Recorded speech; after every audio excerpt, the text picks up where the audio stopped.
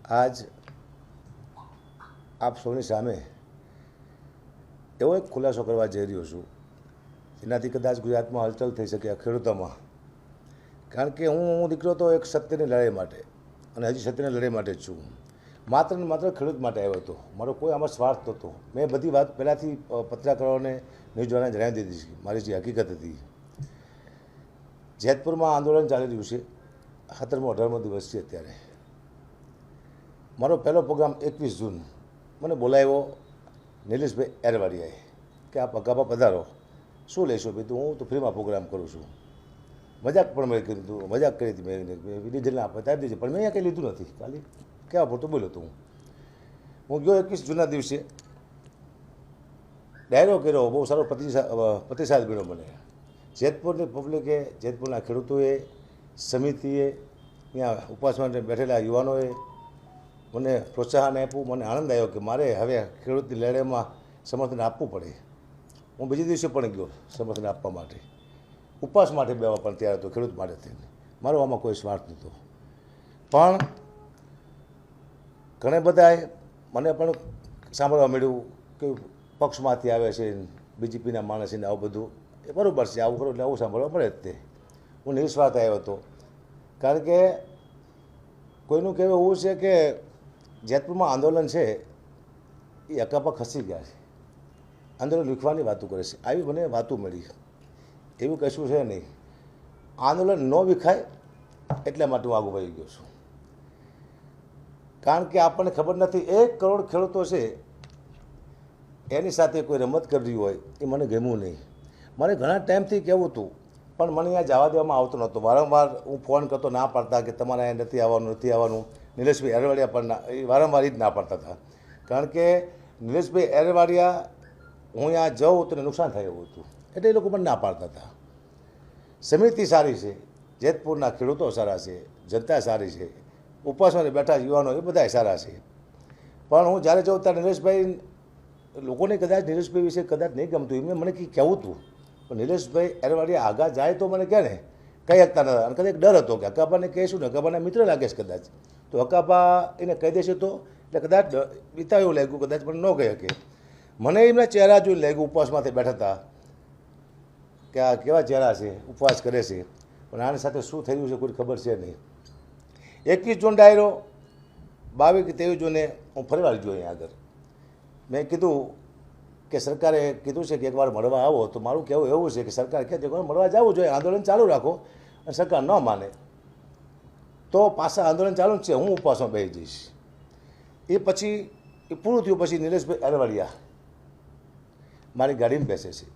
2 kilometre petrol pump થાય, એની પાછળ ગાડી પણ આવી હતી લેવા માટે. એને બોલ્યા તો હતી લોકો, વિકાસભાઈ પણ એમની સાથે હતા, જે ગાડી આવી પાછળ લેવા માટે, એમાં વિકાસભાઈ હતા. અને બોલ્યા પણ કે અહીંયા ન અવાય એટલું 2 કિલોમીટર. કાંઈ ઉપવાસ કરતો એ માણસ 2 કિલોમીટર આગળ ન જઈ શકે, તમને ખબર છે. હવે તો જ્યારે ડાયરો હતો ત્યારે મને પેટ્રોલ પંપે આવ્યા હતા. ત્યાં ઓલા કાજલબેન છે એને મારું ઇન્ટરવ્યૂ તારી ભાઈ સામે જ બેઠા હતા એરવાડિયા ટુબુલ. તો ગાડીમાં બેસાડ્યો મને. બેઠા પછી અલગ ગાડી રાખી, એમ તમારી ગાડી બધા આ છે આગળ લઈ લો, એમ મારી સાથે બેઠા. કોને કહેવાય વિશ્વાસઘાતી, કોને કહેવાય ગદ્દાર, કે જે 1 કરોડ ખેડૂત સાથે પણ વિશ્વાસઘાત કરે છે, પોતાના સમાજ સાથે પણ વિશ્વાસઘાત કરે છે, સમિતિ સાથે વિશ્વાસઘાત કરે છે, ઉપવાસ માટે બેઠા છે એની સાથે પણ વિશ્વાસઘાત કરે છે નિલેશભાઈ એરવાડિયા. કારણ કે હું હવે જે મૂળ મુદ્દામાંથી આવશું, જે કહેવા જઈ રહ્યો છું, એ મારો કોઈ આમાં બધી હતી. મને એમ મારે નથી કહેવું એનું કારણ એ હતું, એટલા માટે નહોતો કહેતો કે મારા કહેવાથી આંદોલન તૂટી જાય છે. હું જો સચ્ચાઈ કહીશ તો એમ લોકોને એવું લાગતું હતું કે હકાપા હટી ગયા છે, કોઈ પક્ષના માણસ છે. એટલા માટે હું નહોતો કહેતો આંદોલન તૂટશે. એકવાર સરકારનો નિર્ણય આવી જાય, નિર્ણય પછી હું કહું, એટલે મને સંતોષ થાય કે મારો આત્મા મને સુવા નથી દેતો અઠવાડિયાથી. ક્યારે હું આ શું જોઈ રહ્યો છું. એ જે દિવસે હું ગયો, એ પતિ પૈતું ઉપવાસની વાત કરી અને નીકળ્યા અમે. નિલેશભાઈ મારી ગાડીમાં બેઠા, બધાએ જોયું. એ વારંવાર 2 વખત મારી ગાડીમાં બેઠા, બધા જોતા હતા. ગાડીમાં બેઠા એટલે આગળ લઈ જઈને મેં કીધું કે નિલેશભાઈ હવે સરકારે બોલાવે છે તો આપણે જવું જોઈએ 1 વખત, પછી આપણે ના પાડે તો આંદોલન ચાલુ જ છે. એ ભાઈએ કીધું મને, નિલેશભાઈ એરવાડિયાએ, એમાં આપણને શું મળે? તા હું સ્તબ્ધ થઈ ગયો કે મેં તો આવું વિચાર્યું પણ નહોતું. હું તો 1 કરોડ ખેડૂતની મદદ માટે આવ્યો હતો. મારો કોઈ સ્વાર્થ નથી. ને હું આજે કહું છું ને આ પ્રૂફ આપવા જઈ રહ્યો છું આપ સૌને. આપણને શું મળે? એટલે અચાનક હું બેઠલો મેં શું જોતું છે આપણે, મને ખબર ન પડી ગઈ. મેં તમે કહો એટલે ખ્યાલ આવે કે તમે જો કોઈ સરકારમાં તમને રોકતો ઊભા તો વાત કરો, કારણ કે અહીંયા બધાય ખૂટી ગયેલા છે. હકીકતમાં સમિતિ સારી છે, કોઈ ખૂટા નથી. 2-5 કરોડમાં સમિતિ તો સમિતિમાં જે મારો તો 82 કરોડપતિ છે એ 2-5માં ધ્યાને ન આપે. મને વિશ્વાસ છે, મને જેતપુરની જનતામાંથી વિશ્વાસ છે, જેતપુરના ખેડૂતમાંથી વિશ્વાસ છે કે કોઈ દી અવરું પગલું ન પડે. ત્યાં જે આંદોલન માટે બેઠા છે ઉપવાસ માટે એની માથે મને વિશ્વાસ છે. પણ એક માણસ ખોટો હતો, નિલેશ એરવાડિયા. એને મને કીધું કે સરકારમાં વાત થાય તો 25 કરોડ રૂપિયાની માંગ કરવાની છે આપણે. ત્યાં તો મારા પગ ધ્રુજી ગયા, કારણ કે મેં તો આવું જોયું નહોતું. હું તો એમ થયું કે એક ચહેરો છે ખામોશ જે દેશ માટે ખેડૂત માટે લડે છે. હું રાજી થતો હતો કે જેને મને બોલાયો એ માણસ આજે લડે છે, ભૂખ વેઠે છે. એટલે હું સુરમન થઈ ગયો, હા નહીં બોલે. કીધું હારું શું કરવું, એમ જવાબ શું આપવું. તો મેં જેને માટે શું કે તમારે કોઈ ઓળખીતા હોય સરકારમાં તો વાત કરો. આવી વાત મને સરકારને કહેવાય? પહેલાં તો એનામાં બધી હોવી જોઈએ. અને મને કે મેં તો આપણે જી આવી અહીંયા કંઈક વાતચીત થાય તો કીધું એમ નહીં, એડવાન્સ 2 કરોડ રૂપિયા આપણને સરકારમાં જવાના આપે તો 2 કરોડ રૂપિયા એડવાન્સ જવાના, ટોટલ 25 કરોડ, એમાં અકુબા 1 કરોડ તમારા. તા મારા ટાંગા ધોઈ ગયા કે આ મને છાંટા ઉડાડશે આ માણસ. હું અહીંથી નીકળી જાઉં. પછી હું શાંતિથી સમિતિ પાસે આવીશ, સમિતિને વાત કરીશું, ઉપવાસવાળાને વાત કરીશ. પણ મને વારંવાર નાચ પાડવામાં આવી. પછી મને એમ થતું કે કોઈ મને કહેવા આવે, હું કોઈને લઈને જાઉં તો મને બીક લાગતી કે આ નિલેશભાઈ એરવાડિયા છે એના જ બધા માણસો છે. કારણ કે એમ કહેતું તો હું ભીષ્મ પિતા છું એનો, સમાજ હું કહું એમ કરે છે. એટલે મને ડર હતો કે આ બધું આને કર્યું. મને જ ખબર નહોતી કે આવી સમિતિ આવે, આટલા માણસો છે. મને તો સૌથી મોટા નિલેશભાઈ એરવાડિયા જ લાગતા હતા. એનું બોલવાનું આ તે, અને કોઈની પાસે મને વાત ન કરવા દે, કોઈની પાસે જવા ન દે. એ તો આ જ મેન છે. નિલેશભાઈ એરવાડિયા મને 1 કરોડ રૂપિયા આપવાનું કીધું. એટલે હું ગાડીમાં કહીને બોલ્યો, કારણ કે મારી પાસે મોબાઈલ નહોતો. હું કઈ પ્રૂફ લઉં, ડર લાગ્યો મને. મોબાઈલ કઢાય નહીં, પણ ચકરી ખાઈ ગયો. 1 કરોડ રૂપિયા મને આપવાના કીધા. એટલે મેં એ કંઈક બીજું ને કીધું સારું આપણે કોઈને વાત કરી, મેં એવું કીધું. આટલું કહી હું નીકળી ગયો ઘરે. મને ઊંઘ આવી રાખી રાત.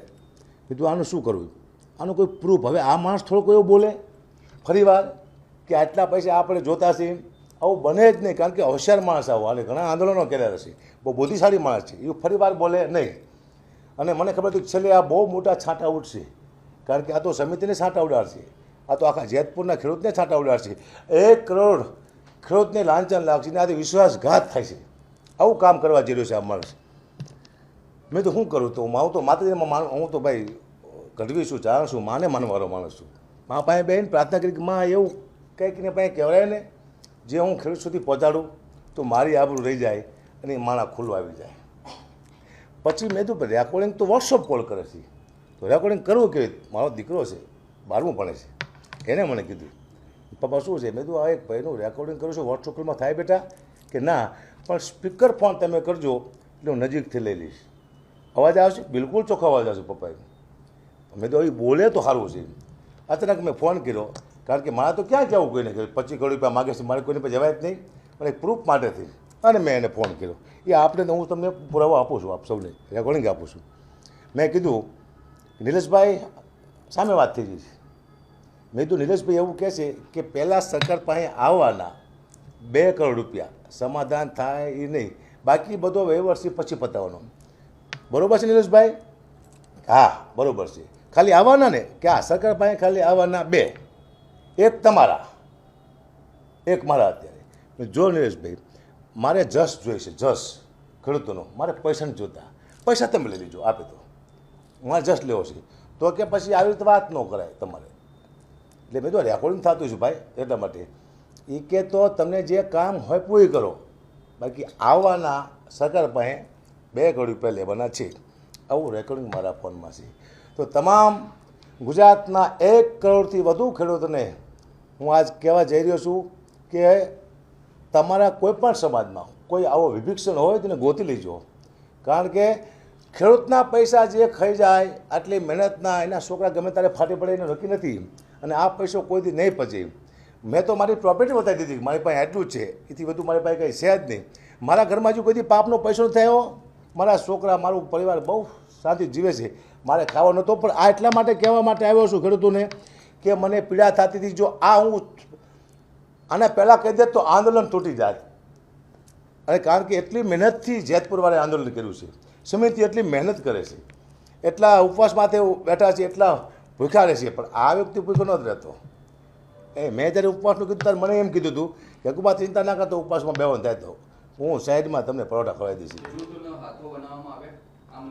હા, ખેડૂતોનો પણ આમાં જેતપુરના ખેડૂતો સમિતિ બધા નિર્દોષ છે પાકા પાયે. કારણ કે મારીને મળવું હતું, જો એકવાર મળે મેં ઘણી ટકોર કરીશ ન્યૂઝ દ્વારા કે મારી પાસે ઘણા પુરાવા છે. આમ કરતાં જો કીધું કોઈ સમિતિના માણસો મારી પાસે આવે ને તો એને કહી દઉં, અને અહીંયા જવામાં બીક લાગતી હતી. આ મેન ભીષ્મ પિતા છે, આપણને થાપ અહીંયા ખવડાવી દઈશે. કોઈ મળવા નહીં દે ને કદાચ કે અવરું ભરાવે છે તો આપણે ફસી જઈશું. મુદ્દો આ હતો ટૂંકમાં ખેડૂતોને હતો. અને અત્યાર સુધી ઘણા બધા આંદોલન કર્યા છે અને ઘણા બધા પૈસા ખાધા છે લોકોના નામે. એની પાસે લગભગ કંઈ હશે નહીં. હું તો માથીને પ્રાર્થના કરું કંઈ નહીં હોય, આવું કરતું એની પાસે કંઈ હોય જ નહીં. એટલે સમાજને જે દગો આપે છે, પોતાના સમાજને, સમાજની દોસ્તીનો જેતપુરના ખેડૂતો નિર્દોષ છે. 1 કરોડથી વધુ ખેડૂતો એની આટલે વિશ્વાસઘાત થયો છે. આવા જો ખરાબ માણસો આપણા પાસે હશે તો એની માથે કોણ વિશ્વાસ કરશે? એટલે હું જે રેકોર્ડિંગ આપવા જઈ રહ્યો છું ને ખેડૂતને વિનંતી કરું કે એટલા માટે મેં ન કીધું એ ટાણે જો કોઈ પક્ષમાં હોત તો આંદોલન બગાડી શકે હતું. હું સરકારના નિર્ણયની વાત જોડતો. મેં તો એક વખત સરકાર નિર્ણય કરે અને હું અમદાવાદ આવતો હતો, મારી ગાડીને સર્વિસમાં આપવા હતી અને ઓલું એડબ્લું થઈ ગયું હતું એટલે આવતો હતો ને મેં વચમાં સમાચાર સાંભળ્યા આ કે હાથ એવું કંઈ થયું છે કે સરકારે નિર્ણય બહુ મોટો લીધો. એટલે મને ખેડૂતોના બહુ ફોન આવ્યા કે હકુબા તમે વિજય થઈ ગયા, આપણે વિજય થઈ ગયા. શું થયું? ખેડૂતે બહુ મોટો નિર્ણય લીધો છે ખેડૂત માટે, સરકારે રાજી થયો. પછી મને એમ થયું કે હવે નિર્ણય લીધો છે, હવે જેતપુરનું આંદોલન બગડશે નહીં. એટલા માટે થઈ અને આજ હું અહીંયા આવ્યો છું કે એકવાર સત્ય કહી દો તો મને ઊંઘ આવશે. મને ખાવું નથી ભાવતું. મને એમ હોત કીધું હતું કે મારી પાસે અમારા સમાજના 2000 છોકરા છે હકુબા, તમને કદાચ રેકોર્ડિંગ ડાઉટ પડ્યો હતો એટલા માટે મને આવવા દેતો નતો કે રેકોર્ડિંગ થયો, કદાચ ડાઉટ પડ્યો હતો કે અમે પરિવાર સુધી પહોંચી જઈએ. આવું કીધું હતું મને. અમારી પાસે સમાજના કોઈ સમાજના છોકરા ન હોય, કોઈ સમાજ ગાંડો નથી કે તમારા જેવા ગદ્દાર સાથે કોઈ સમાજ રહે, કોઈ મિત્ર રહે, કોઈ દિવસ ન રહે. મને વિશ્વાસ છે. હું નિખાલસ આવ્યો હતો, હું કોઈ પક્ષમાં છું નહીં એ સાબિત કરવા માટે. કારણ કે મને થોડાક છાંટા વીડ્યા, મારી માથે આરોપ આવ્યા. જ્યારે હું ખેડૂતના આંદોલનમાં ગયો ત્યારે મારી વાહ થવા માંડી હતી. પહેલા દિવસે બહુ રાજી થતો, મને જુસ્સો આવી ગયો, મને પાવર આવી ગયો હતી. એટલા માટે હું ખેડૂતના સમર્થનમાં આવ્યો કે આટલા બધા ખેડૂતોનો સાથ છે મારી સાથે. અને હજી મારો ફોન હેક થઈ જાય એટલા ખેડૂતના ફોન આવે છે. આ આંદોલન ચાલતું ત્યારે કે હકુબા તમે લડો છો, રાજી થયા, આ છે તે છે. છેલ્લે હમણાં ભાવનગરના ખેડૂતનો ફોન આવ્યો, માલધારી સમાજનો, હકુબા અમે તમારી સાથે જ ગમે ત્યારે કહેજો, અમે આવી જઈશું. આટલા ખેડૂતનો વિશ્વાસ હું કેમ તોડી શકું? મેં ખાલી એને બોલાવવા માટે આ રેકોર્ડિંગનો ઉપયોગ કર્યો. કારણ કે આ સત્ય બતાવવું જરૂરી છે ને કે આવા નાના કંઈક આંદોલનમાં આવા સમાજમાં જો કોઈ વિભેક્ષ રહેશે તો આંદોલનનું પૂરું કરી નાખશે. ખેડૂત હારે ગદ્દારી થાય છે. આવા તો ઘણા આંદોલન થાય છે, એમાં લોકો સાથે વિશ્વાસઘાત થાય છે. જેના સાથે વિશ્વાસઘાત કરે એ માણસને સજા થવી જોઈએ, એટલી મને ખબર પડે. બીજી વાત એ કરું કે હકાબા ગઢવી ખેડૂત માટે લડવા માટે આવ્યા છે. આજીવન હું તમારી સાથે છું, આજીવન લડીશ. પરિણામ ગમે આવે. વિચાર કરો, મારી પાસે અત્યારે કોઈ સેફ્ટી નથી, હું એકલો નીકળવાનો છું. તો મેં પહેલાં નક્કી કરી લીધું મારે મરવાનું છે. એમ સીધો હું તમારી સામે નથી આવ્યો. માણસ જ્યારે કોઈ એવી વાત કરવા જાય નુકસાનની કોઈને થતું એવી, ત્યારે મેં તો પહેલાં કીધું કે હું મરવા જ આવ્યો છું, મારે મરી જવાનું છે. તો જ હું આવ્યો હોય આ દુનિયામાં. અને મેં હાજર નક્કી કરી લીધું કે આનું પરિણામ જે આવે. મેં ખેડૂત માટે બહુ વિનંતી કરી છે સરકારને કે ન્યાય આપો. અને સારા સમાચાર મેં સાંભળ્યા તો હું સરકારનો ધન્યવાદ પણ કરું છું કે બહુ સારો નિર્ણય લીધો છે. એથી વિશેષ સરકાર હારે મારે કોઈ દુશ્મન અત્યારે હોય નહીં. મેં તો એને વિનંતી કરી છે. પણ હું આજે એક વિનંતી સરકારને કરું છું કે મારા પરિવારને સિક્યુરિટી આપવામાં આવે. હું તો બહાર છું, મારું પરિવાર એકલું હોય છે અને સિક્યુરિટી આપવામાં આવે. કારણ કે પરિવાર હું વહી જાઉં તો મારી ચિંતા નથી, હું તો એકલો છું. કદાચ આવશે તો હું 2-3 લીધા જશે ને એ મને વિશ્વાસ છે. પણ મારા પરિવારને તકલીફ ન પડે એના માટે સરકારને વિનંતી કરું છું કે આપ ચોક્કસ મદદ કરજો. જેતપુર ગામમાં મને બહુ પ્રેમ બન્યો, લાગણી મળી. મેં આજે અમુક ન્યૂઝમાં બોલ્યો છું થોડુંક ઉતાવળું આ તે, એ માત્ર તે ખેડૂતમાંથી કોઈ મારી પાસે આવે જેતપુરના, અથવા કોઈ સમિતિવાળા આવે, અથવા કોઈ એનો મેન આગેવાન આવે, તો હું એને કહી શકું કે તમારા છાવણીમાં એક ગદ્દાર બેઠો છે અને એના હિસાબે તમારું આખું આંદોલન બદનામ થઈ જાય છે. પણ એવું ન થયું. સરકારનો નિર્ણય આવ્યો પછી આજ મેં આ પ્રેસ કોન્ફરન્સ કરી. એટલે ફરીવાર ક્યાંય મારી ભૂલચૂક હોય, જેતપુરમાં તો કંઈ ખામી છે નહીં. સમિતિના માણસો અદભુત છે, સારા છે, આગેવાનો સારા છે, ખેડૂતો સારા છે. એથી વિશેષ જે ઉપવાસ માથે બેસે છે બધા કમ્પ્લેટ છે. આ તો એમ કહેતો હતો હું તો હકુબા 2 પેક માર લઉં. હા ભાઈ, 2 પેક માર લઉં. પેક મારે એટલે ભૂખ લાગે, ખાવું તો પડે જ તે. એટલે આનું નાર્કો ટેસ્ટિંગ કરે તો ખબર પડી જાય કે શું કરે છે માણસ.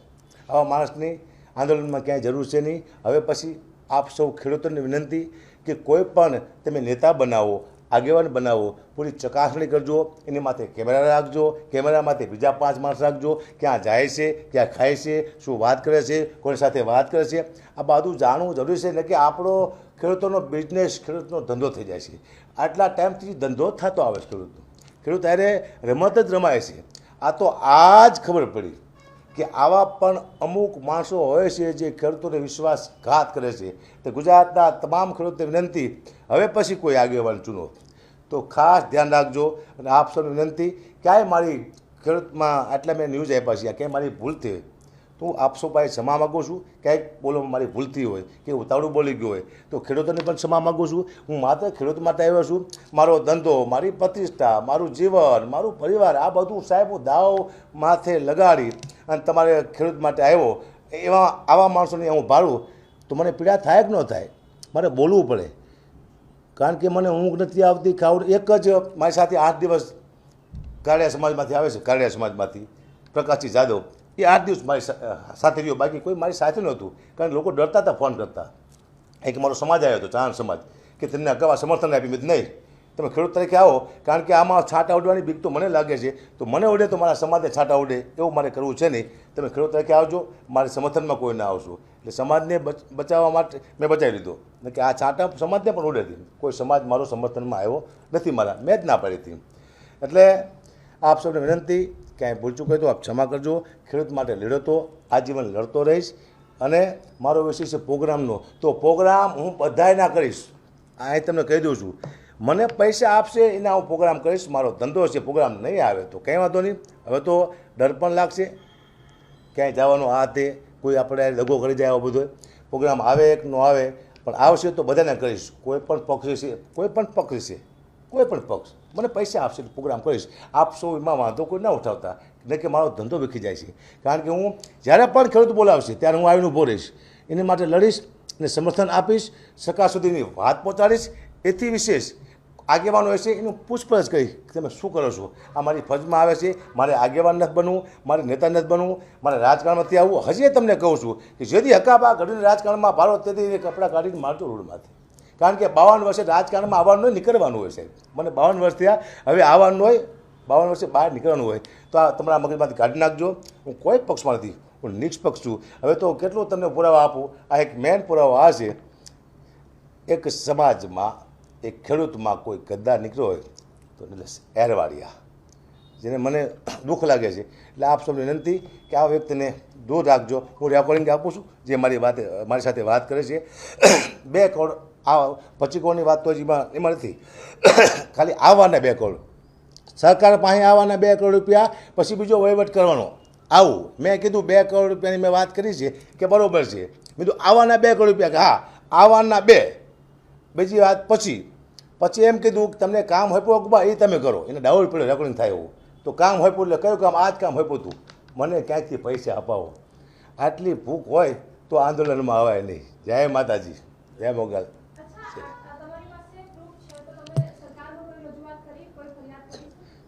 હવે સરકાર સામે તો હું બોલતો હતો, હું રજૂઆત કેવી સરકાર પાસે કરી શકું? આપ સૌ દ્વારા ચોક્કસ હું આશા રાખીશ કે આપ સૌ આ સરકાર સુધી વાત પહોંચાડશો. કારણ કે આને સજા તો થવી જ જોઈએ. અને આપ કહો તો હું તમને રેકોર્ડિંગ સંભળાવું. અને આમ તો ઓછું સંભળાય છે, પણ આમ તમને પરફેક્ટ સંભળાય છે. તમારી પાસે આવશે એટલે લાવો તો ફોન. એટલે હું હા બધા હા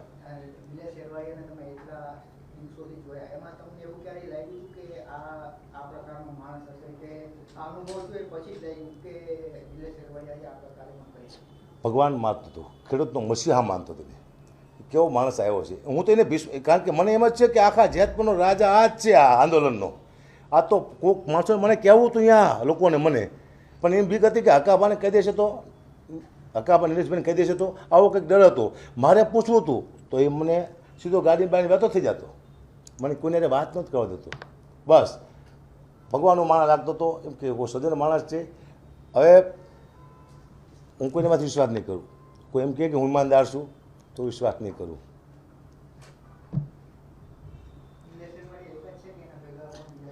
નહીં, બધા મારા ખ્યાલથી કોઈ નહીં હોય, કારણ કે અલગ પડતો મેં જોયો છે. એવું મને લાઉડ તો હતું જ કે અલગ પડે છે એ, કારણ કે સમિતિવાળા તો માણસો અદ્ભુત છે, સારા વ્યક્તિઓ છે. જેતપુર ગામના ખેડૂતો પણ સારા છે, યુવાનો પણ સારા છે. આ જે ઉપવાસમાંથી બેઠા છે, હું વારંવાર એક છોકરાને કહેતો હતો, ગાડીવાળો છોકરો, એ તો મને પરફેક્ટ સાચો લાગે એક છોકરો અહીંયા એમ. પણ આ માણસ તો બેક મારે છે અને ઓલું કંઈક ખયાવે એમાં એવું કંઈક.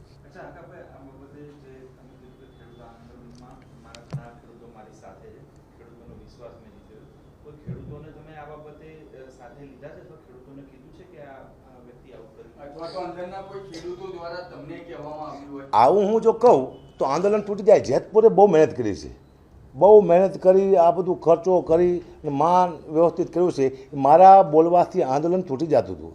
સરકારનો નિર્ણય ન આવ્યો હતો હજી હું ન બોલ્યો, કારણ કે બધું મારી માથે ન આવવું જોઈએ એટલા માટે જ બોલતો.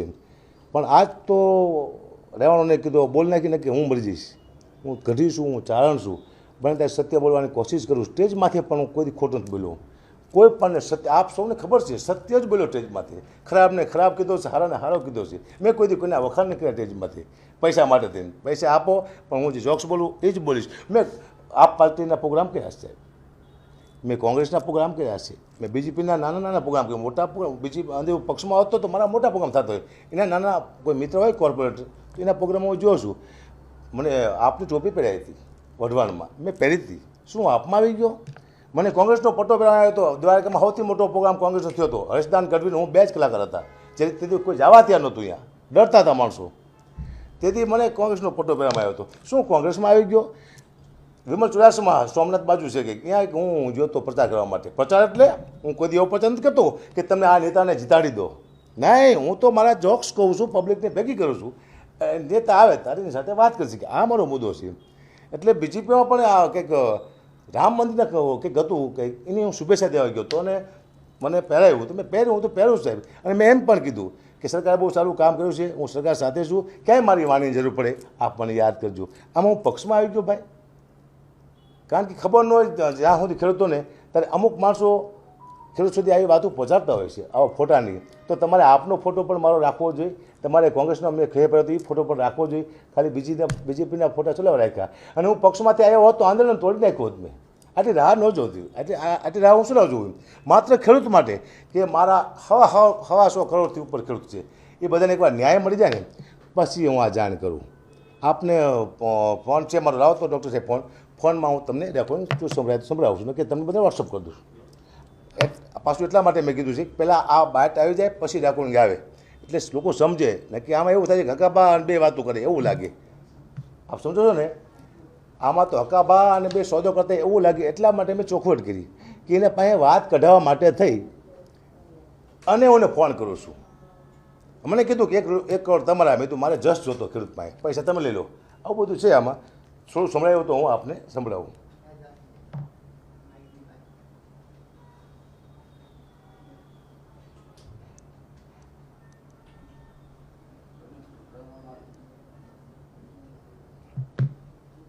એમ કીધું આમાં ફોન કર્યો મેં એ વાત કરી. 2 કરોડ રૂપિયા કીધું નિલેશભાઈ કે સગરભાઈ આવવાનો અત્યારે હાલમાં. સગરભાઈ આવવાના નિલેશભાઈ 2 કરોડ રૂપિયા કે મેં આવી વાત કરી. સગરભાઈ આવવાના પછી વાત પછી તો એ કે કાલે ફોન કરીને કીધું એટલે આજ ફોન કરવાનો મારે. હે ને?